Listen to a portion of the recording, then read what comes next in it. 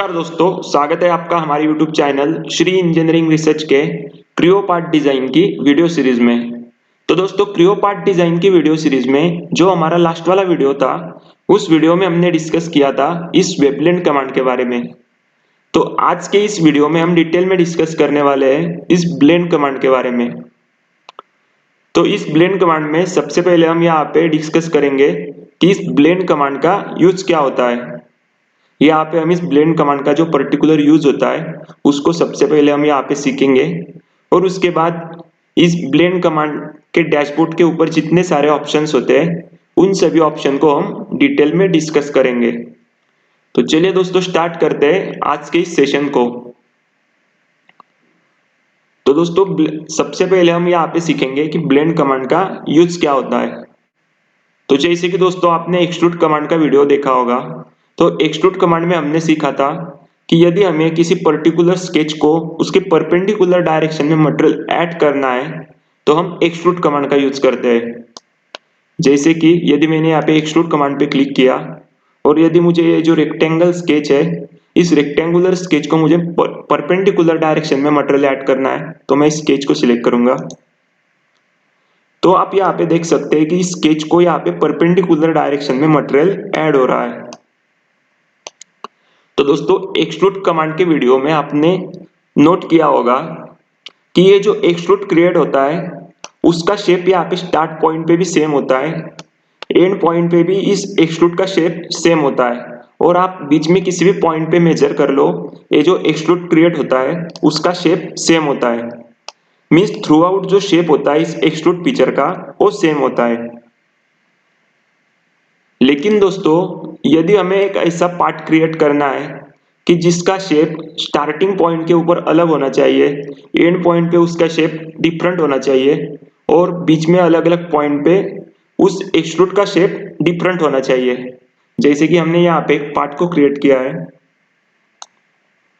तो आप देख सकते हैं कि इस पार्ट का यहाँ पे स्टार्ट पॉइंट पे रेक्टेंगुलर शेप है, इस एंड पॉइंट पे इलिप्टिकल शेप है, और इस मिड पॉइंट पे इसका शेप सर्कुलर है।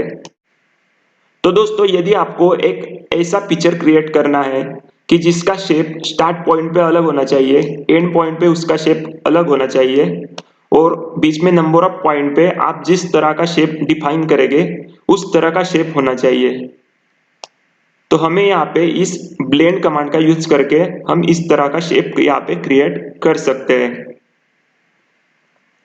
तो यहाँ पे हमने देखा कि इस ब्लेंड कमांड का यूज क्या होता है। तो दोस्तों, अब हम इस ब्लेंड कमांड को डिटेल में डिस्कस करेंगे। उसमें मेनली हम सबसे पहले डिस्कस करेंगे कि इस ब्लेंड पिक्चर को क्रिएट करने के लिए हम स्केच को कैसे क्रिएट करते हैं। उसके बाद ब्लेंड कमांड के डैशबोर्ड के ऊपर जितने सारे ऑप्शंस होते हैं उन सभी को हम डिटेल में डिस्कस करेंगे, और उसी के साथ हम ब्लेंड कमांड का यूज करके एज अ सॉलिड और एज अ सरफेस के रूप में पार्ट को कैसे क्रिएट कर सकते हैं, और ब्लेंड कमांड का यूज करके हम मटेरियल को रिमूव कैसे कर सकते हैं वो हम अब डिटेल में डिस्कस करेंगे। तो अब मैं यहाँ पे इस पिक्चर को यहाँ पे डिलीट कर लेता हूँ।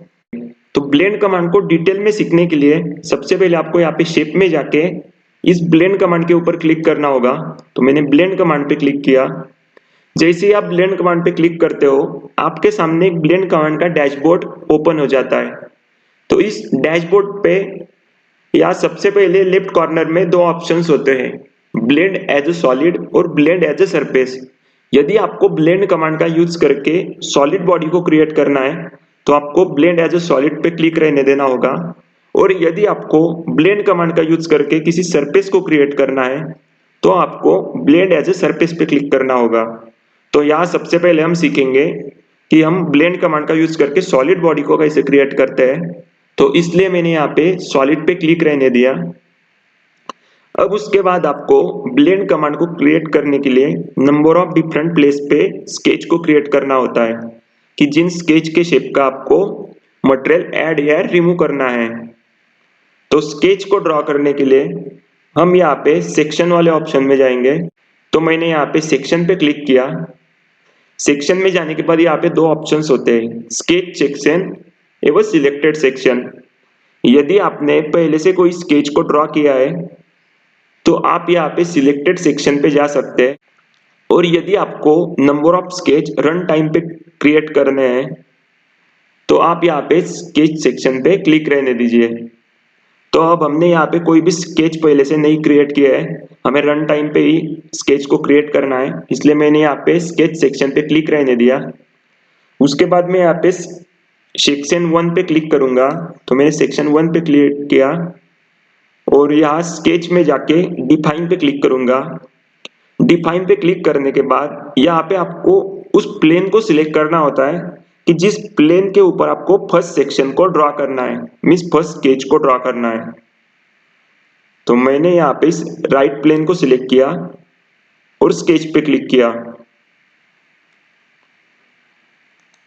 तो अब हमें जो बॉडी क्रिएट करनी है उसका स्टार्टिंग का शेप हमें रेक्टेंगुलर चाहिए, इसलिए मैं यहाँ पे एक रेक्टेंगल को ड्रॉ करूंगा। तो मैं यहाँ पे एक सेंटर रेक्टेंगल को ड्रॉ करता हूं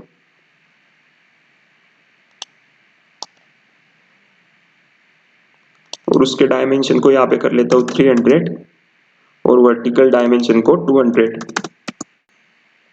तो इस ब्लेंड कमांड में आपको स्केच ड्रॉ करने के वक्त 2 पॉइंट पे कंसंट्रेट करना होता है, एक कि ये एरो किस पोजीशन पे है और सेकंड वाला कि आप जो पिक्चर ड्रॉ कर रहे हैं उस पिक्चर को कितने कॉर्नर पॉइंट है। तो यार रेक्टेंगल को 4 कॉर्नर पॉइंट होते हैं और ये एरो यहाँ पे लेफ्ट कॉर्नर में अपर वाले पॉइंट पे है। तो मैंने यहाँ पे ओके कर लिया, तो हमारा यहाँ पे फर्स्ट सेक्शन क्रिएट हो चुका है। अब मैं फिर से यहाँ पे सेक्शन में जाऊंगा और अब हमें यहाँ पे सेकंड वाले सेक्शन को क्रिएट करना होगा। तो सेकंड वाला सेक्शन फर्स्ट सेक्शन से कितने डिस्टेंस पर चाहिए वो हम यहाँ पे सेट कर सकते हैं। तो मैंने यहाँ पे 300 कर लिया और सेकंड वाले सेक्शन को ड्रॉ करने के लिए मैं यहाँ पे स्केच पे क्लिक करूंगा। तो मैंने स्केच पे क्लिक किया। अब हम यहाँ पे एक सर्कल को ड्रॉ करेंगे, क्योंकि हमें जो पिक्चर क्रिएट करना है उस पे 300 के डिस्टेंस पे मुझे सर्कुलर शेप चाहिए, इसलिए मैं यहाँ पे सर्कल को ड्रॉ करूंगा।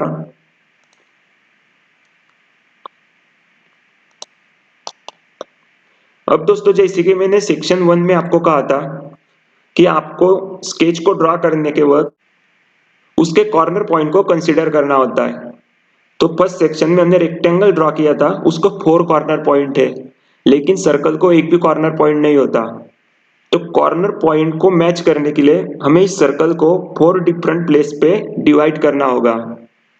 तो हम इस डिवाइड कमांड में जाएंगे और सबसे पहले मैं इस पॉइंट पे सर्कल को डिवाइड करूंगा, सेकंड वाला इस पॉइंट पे सर्कल को डिवाइड करूंगा, थर्ड इस पॉइंट पे सर्कल को डिवाइड करूंगा और फोर्थ इस पॉइंट पे सर्कल को डिवाइड करूंगा। अब रेक्टेंगल और इस सर्कल को सेम कॉर्नर पॉइंट क्रिएट हो चुके हैं।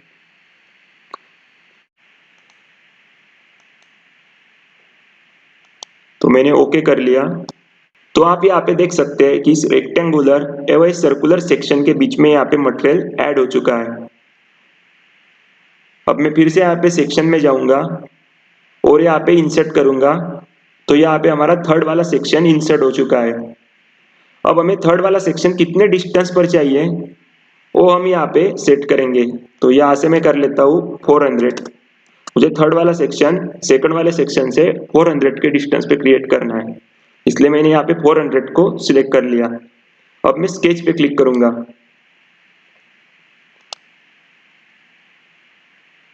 और अब मैं यहाँ पे थर्ड वाले स्केच को ड्रॉ करूंगा। तो मैंने यहाँ पे एक इलिप्स को ड्रॉ करूंगा। तो मैंने इलिप्स का सेंटर पॉइंट यहाँ पे डिफाइन कर लिया।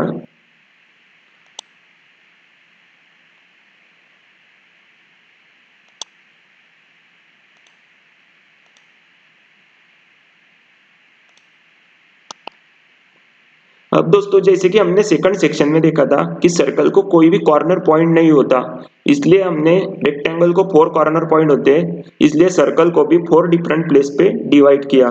तो वैसे ही दोस्तों इलिप्स को भी कोई भी कॉर्नर पॉइंट नहीं होता, तो कॉर्नर पॉइंट को मैच करने के लिए आपको इस इलिप्स को भी 4 डिफरेंट प्लेस पे डिवाइड करना होगा। तो मैं डिवाइड कमांड पे गया और इस इलिप्स को 4 डिफरेंट प्लेस पे डिवाइड किया और ओके पे क्लिक किया।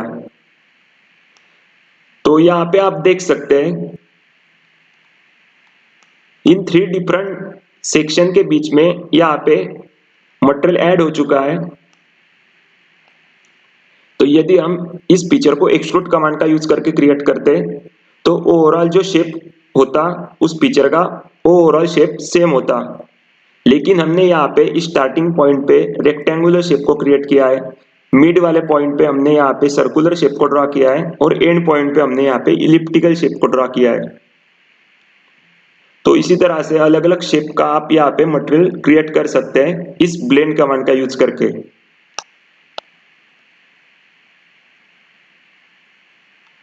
तो मैंने यहाँ पे ओके कर लिया। तो यहाँ पे ब्लेंड पिक्चर क्रिएट हो चुका है। तो दोस्तों अब हमने यहाँ पे देखा कि हम ब्लेंड पिक्चर का यूज करके सॉलिड बॉडी को कैसे क्रिएट करते हैं। तो अब हम डिस्कस करेंगे कि हम ब्लेंड पिक्चर का यूज करके सरफेस को कैसे क्रिएट कर सकते हैं। तो सरफेस को क्रिएट करने के लिए हम फिर से इस ब्लेंड पिक्चर में जाएंगे। यदि आपको ब्लेंड पिक्चर को एडिट करना है तो आप यहाँ पे एडिट डेफिनेशन पे क्लिक कीजिए। आप फिर से उस ब्लेंड पिक्चर में एंटर कर सकते हो। तो यहाँ पे हमने ब्लेंड एज ए सॉलिड को क्रिएट किया था। अब यदि मैं यहाँ पे ब्लेंड एज ए सरफेस को सिलेक्ट करूंगा तो यहाँ पे जो पिक्चर क्रिएट हो रहा है वो आप देख सकते हैं कि बीच में हॉलो शेप का है और यहाँ पे सरफेस के रूप में क्रिएट हो रहा है।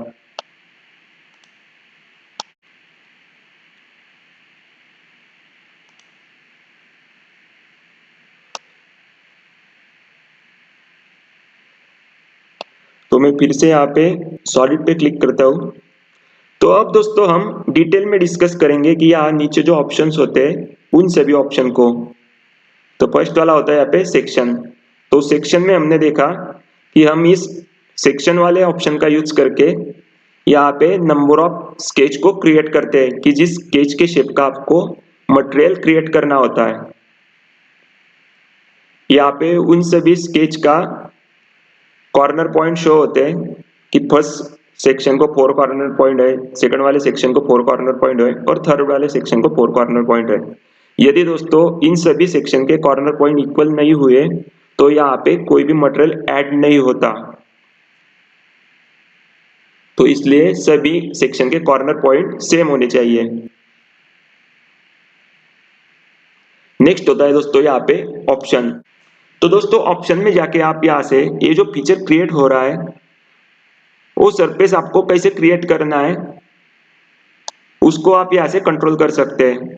यदि आपको इन सभी स्केच के बीच में स्मूथ सरफेस चाहिए तो यहाँ पे ऑलरेडी स्मूथ पे क्लिक है तो यहाँ पे स्मूथ सरफेस क्रिएट हो रहा है।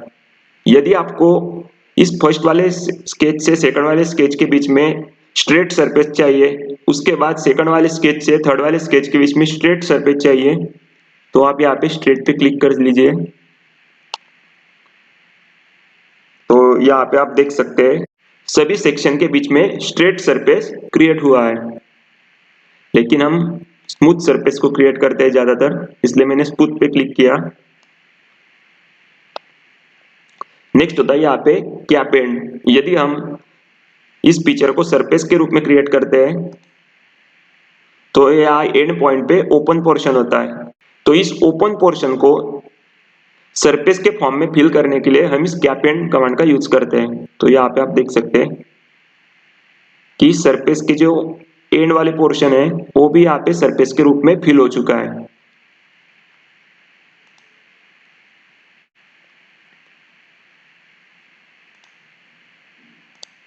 नेक्स्ट ऑप्शन होता है यहाँ पे टेंजेंसी। तो इस टेंजेंसी वाले ऑप्शन में जाके आप यहाँ से ये जो फीचर क्रिएट हो रहा है वह स्टार्टिंग के सेक्शन के ऊपर एवं एंड के सेक्शन के ऊपर कैसा होना चाहिए वो आप यहाँ से सेट कर सकते हैं। तो यहाँ से जो स्टार्टिंग का सेक्शन होता है उस स्टार्टिंग के सेक्शन पर ये जो बॉडी क्रिएट हो रही है वो उस सेक्शन से टेंजेंट चाहिए या नॉर्मल चाहिए वो आप यहाँ से सेट कर सकते हैं। तो यदि आपको स्टार्टिंग के सेक्शन पे इस बॉडी को नॉर्मल क्रिएट करना है तो आप यहाँ पे नॉर्मल पे क्लिक कीजिए। तो आप यहाँ पे देख सकते हैं कि ये जो स्टार्टिंग का स्केच था उस स्केच को यहाँ पे नॉर्मल बॉडी क्रिएट हुई है। और यदि आप यहाँ पे फ्री पे क्लिक करेंगे तो आप देख सकते हैं कि फ्री के शेप में यहाँ पे क्रिएट हो रही है। यदि आपको ये जो लास्ट वाला सेक्शन है इस लास्ट वाले सेक्शन की भी स्टार्टिंग कंडीशन को चेंज करना है तो आप यहाँ से जाके चेंज कर सकते हैं। तो हमने यहाँ पे नॉर्मल करेंगे तो आप देख सकते हैं ये जो बॉडी क्रिएट हो रही है वो स्टार्टिंग स्केच को नॉर्मल है, मीन्स परपेंडिकुलर है। तो इसी तरह आप टेंजेंसी में जाके स्टार्ट एवं एंड पॉइंट की टेंजेंसी को कंट्रोल कर सकते हैं। नेक्स्ट ऑप्शन होता है यहाँ पे प्रॉपर्टीज। तो प्रॉपर्टीज में यहाँ पे इस ब्लेंड फीचर का नाम शो होता है, वो आप यहाँ से चेंज कर सकते हैं।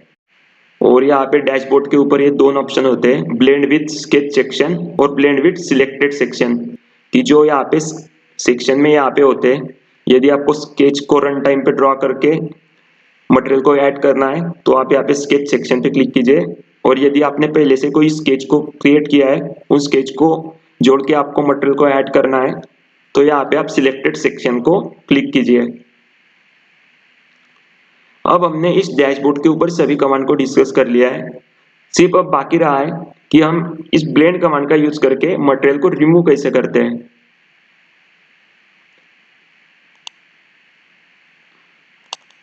तो ब्लेंड कमांड का यूज करके रिमूव मटेरियल को सीखने के लिए मैं फिर से यहाँ पे एक ब्लेंड पिक्चर को क्रिएट करूंगा। तो मैंने ब्लेंड पे क्लिक किया और यहाँ पे सेक्शन में गया और सेक्शन में जाने के बाद यहाँ डिफाइन पे क्लिक किया।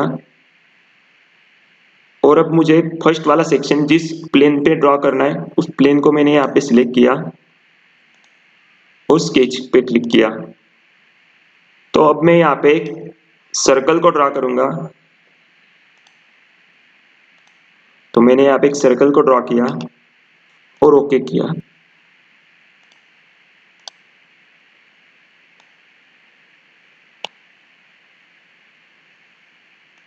उसके बाद सेकंड वाले स्केच को यहाँ पे ड्रॉ करूंगा। तो सेकंड वाले स्केच को मैंने इलिप्टिकल फॉर्म में क्रिएट किया।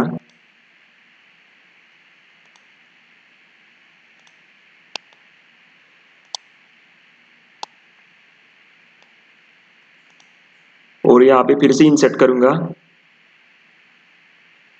और यहाँ पे 400 कर लेता हूँ फिर से और स्केच पे क्लिक किया। तो अब हम थर्ड वाले सेक्शन को यहाँ पे ड्रॉ करेंगे। तो फिर से यहाँ पे एक सर्कल को ड्रॉ कर लेता हूँ। तो अब हमें यहाँ पे मटेरियल रिमूव करना है, इसलिए मैं यहाँ पे रिमूव मटेरियल पे क्लिक करूंगा। जैसे मैंने रिमूव मटेरियल पे क्लिक किया आप यहाँ पे देख सकते हैं कि जो हमने पर्टिकुलर स्केच को ड्रॉ किया था उन पर्टिकुलर स्केच के शेप का यहाँ पे मटेरियल रिमूव हो रहा है। यहाँ पे रिमूव मटेरियल का यहाँ पे एंड पॉइंट पे सर्कुलर शेप है, स्टार्ट पॉइंट पे सर्कुलर शेप है और मिड वाले पॉइंट में यहाँ पे इलिप्टिकल शेप है।